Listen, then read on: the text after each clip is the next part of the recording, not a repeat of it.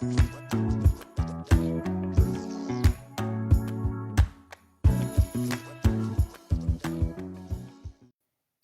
hello and welcome once again to the Doctor of Digital podcast.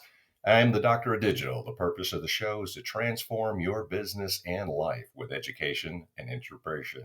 I introduce busy business leaders to trends in business, technology, and marketing to highlight people you should know. Are you tired of feeling like your e-commerce business is stuck in neutral? You're not alone. Many entrepreneurs struggle to scale their brand, often feeling overwhelmed by the sheer amount of work required to keep up with marketing demands. But what if you could break free from the cycle of burnout and achieve sustainable growth? Join me as we explore the strategies and secrets of the e-commerce growth architect, AJ Saunders, who has helped numerous D2C and CPG brands achieve remarkable success.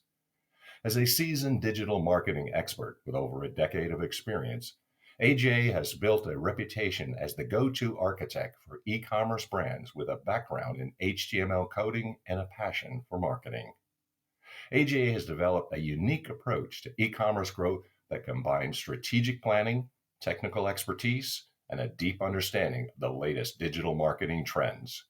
From launching an eBook publishing company to advising global e-commerce shops, AJ has worked with a wide range of clients and has a proven track record of delivering results. With his expertise, you'll gain a deeper understanding of how to overcome e-commerce challenges and achieve the growth you've always dreamed of. During this episode, we'll do a deep dive into the changes and hot topics of e-commerce, including its biggest challenges and growth. I will leverage the expertise of my guest and how to navigate the unique dynamics of the field. By the end of this episode, you'll be better equipped to know what to do, and I encourage you to contact my guest, AJ Saunders, founder of Audacious Commerce. And with that, I'd like to welcome AJ to the program. How you doing today, AJ? I'm very well, thank you. How are you doing, Mick? You bet. I love the name of that, Audacious Commerce. So could you tell us a little bit about your background and how did you get into this field in the first place? Yeah, so my first career was music. Nice. And after spending 5 years not making really any money playing guitar in London, that I'm from Britain, can't tell from the accent, in London, our capital city, I came back to my small little town called Bath, known for its Georgian heritage, and Jane Austen, and Bridgerton, if you're into that kind of thing. I googled how to make money online, and I found people like Neil Patel, Pat Flynn, Spencer Hawes, etc., etc., etc., and that's kind of how I fell into digital marketing. And I realized very, very quickly that I love thinking about how to persuade and coerce people into buying things. Yeah, sure. And that was 12 years ago. I haven't looked back since. So, yeah, it's been a wild ride, as they say, Mick. So, yeah. You'd say over the past experience now, what would you say, because this is a really changing field, what would be some of the biggest changes that you have seen? So, there are a couple. So, people have become more sophisticated in how they buy. And so I think it's become harder for merchants to convince people to buy things. Because I think there's more choice. I think also we've seen lots of discounts come and go, and we're blind to discounts now. For example, just an example, I think privacy has become a big issue, but I don't think we've had a reasonable, sensible debate around what privacy is. So I think those two have been the kind of main two changes that I've seen. And I've also seen lots of kind of cowboys, as you probably have, who've come in and done things and messed the industry up, and then they've had to, the big platforms, whether that's Meta, whether that's Google, whether that's TikTok, have then had to come and do reactive work that's harmed everybody. Right. And then related to that is not only changes, of course, but people are very curious, again, with a changeable field. What are some hot topics, or what do you see are like coming down the pike? So I think we have a real strong debate around privacy coming forth. And what I mean by privacy is not what meta think that privacy is, but what privacy actually is. And what I mean by that is, as we operate online, we have the option to give away some of our privacy. So we upload photos, we talk about what we've been doing, or where we've been going, or what we've been eating. And all of that is getting harvested and collected by some of these big platforms. And for me, we need to have a debate whether A, they should be doing that, B, whether we should be putting some of that stuff out there, whether that's actually helpful. And then B, we as marketers, looking at you in this, Mick, right? We as marketers need some of that data. So it's a two-way thing of, yes, you want privacy, but we need to understand who we're talking to be able to tailor our message better, or tailor what adverts are showing. Because adverts only really work. This is what adverts only work if we can target the appropriate person at the appropriate time. Mm-hmm, right. Sure. And so we have to have some data on it, but we don't need to have the fairest amount of data. And so I think we need to have a sensible, reasoned debate around what privacy is that is not reactive, like GDPR is, for example, in Europe, or the CAN-SPAM Act in California, right? Because I believe a lot of those are very harmful after the fact. But I do think privacy is going to become more and more of an issue that we need to address. We need to address A, who owns the platform, B, what data they're collecting, how they're using that data, and whether we can opt out of them using some of that data or all of that data. But then understanding that may limit what the experience we have is on those platforms. And who maintains it, how long? And yeah. all the related questions. Absolutely.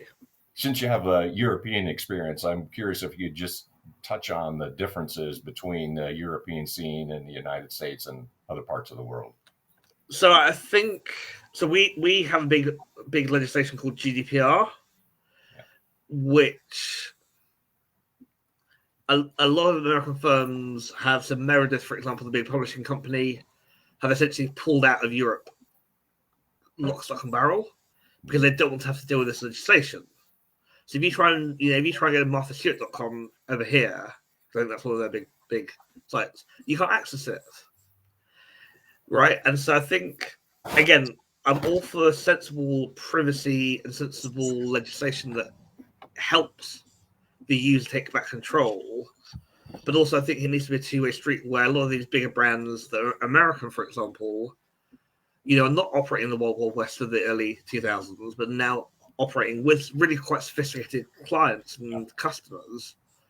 Sure. But they also need to kind of meet them halfway. And so I think that's kind of the difference. So, and it's a real shame for some of these big publications to think, right, we can't figure out the mechanism as a global organization of having a data protection officer hit, in Europe somewhere that will allow us to then monetize the content that we have, for example, right? So I think it's a two-way street. I think a lot of this stuff needs to be resolved internationally and not just retroactively as a small kind of plaster or band-aid. Yep. And since we're in the global world, I think this is what complicates everything, right? So different laws, different legislation, different countries have different ideas. Yeah. But I do think there's some common consensus across. Okay. And therefore, I don't think it's about having one universal legislation, but it's about having similar legislation across the world.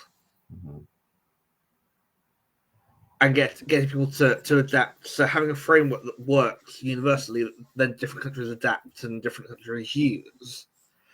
And that provides the basis of their privacy protection. And we have on other areas, international law, human rights. I mean, there are things like that we've been able to work on a global scale. So this would just be another area. Yeah, absolutely.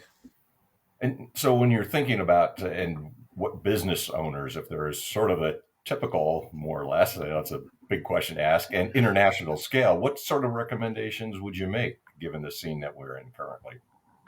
So number one would be don't panic. Number two would be find a local expert. So if you're operating in Europe, a lot of the European law is pan-European. So even though we're not in the EU anymore, being in Britain, we still have adopted a lot of those laws. So you might be able to find somebody in the UK or in, say, Germany who can advise you. You might have to find somebody in, say, New York who understands the US law, right? But don't try and figure out for yourself. Work with qualified, reasonable partners who can help and counsel and advise you. Because I know, for example, in America, a lot of states are now bringing in accessibility laws, which I'm all in favor for. Because I want the web to be accessible. I want the web to be able for, regardless of what ability or disabilities you have, to be able to be usable, right? Yes. And in a lot of those cases, people are getting fined. Small businesses are getting fined $20,000, $30,000 because they're not using the right colors or they're not doing something very, very stupid that's very easy to fix. Mm-hmm. If they were working with the right partner who understood that. And so oftentimes, don't try and go it alone. Find a good partner. Listen to their advice. Make sure that you ask the right questions into how they stay up to date. What are they doing in order to stay ahead of the curve? And who is enacting law that may supersede other people's regulation, right? Yeah. But actually may provide a better benchmark to grade yourself against, right? Because then you probably, hopefully, will be safe with less of the regulation. So that's what I would say. And then I would say it's not a one-time it's not a one-time activity. It's an ongoing thing. So if you can do like a quarterly review or a 6-monthly review, or do something every month towards making sure that you're staying compliant and that you're doing the right things in the right order, I am all for that. So that's how I do it. Would you walk us through a little bit? So if a person is interested in working with you, could you describe the process and what's that like? So me in general, so I essentially work with e-com brands to help them understand what strategic marketing is. So what strategic marketing is the idea that you have an end goal that you're trying to reach. And what we do is we then build a plan based on your internal resources and your external resources and your external environment, your internal environment, to get you to that point. We put in things like KPIs, key performance indicators, benchmarks, milestones. And then what we do is we then select what marketing channels you should be using that will enable you to push forward. Okay. And then we build tactical plans, and then I work with clients to help them stay focused. Because as you well know, a lot of clients will come in and say, well, we want to do X, Y, and Z, and then they'll go to the pub and somebody said, well, you should be on TikTok, or you should be on, and there's no strategic reason behind it. There's never, right? And so they then get deluded and then try this nice shiny object that never works out. And so a lot of what I do is corralling people into the straight and narrow. So you're looking at maybe strategy first and... Strategy first, yeah. And then content, execution, something along those lines. Exactly. Yeah. And it's, you're right. You hear a lot of maybe myths like, oh, you got to be everywhere. You got to be on every platform. And, TikTok is hot. I got to get on TikTok, right? But with a lot of marketing channels, I call it the Uberization of marketing, right? So people look at Uber, for example, or like Tesla, right? And they think, well, Tesla is everywhere. We need to be Tesla, but they're not acting in their macroeconomic reality. Uber has the budget to hire 20 people to run each different social channel, right? Yeah. You don't. You probably have one person, that's you, who's trying to run the business and the marketing. Mm-hmm. Or you're working with a small team. And so you have to really adapt what you're doing to be more in line with your reality, right? Because then it will allow you to actually make progress. And I think a lot of people think, you're right, a lot of people think they need to build every social channel, they need to build everything to everybody.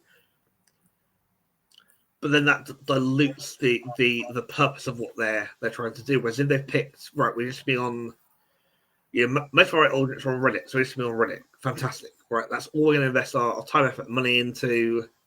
Yeah. I think that's a much better, much more measured way of building momentum and building the resources and the cash that will give you the ability to go and do Meta or to go and do TikTok or whatever, but it's being single focused on where can I get the best penetration for the buck.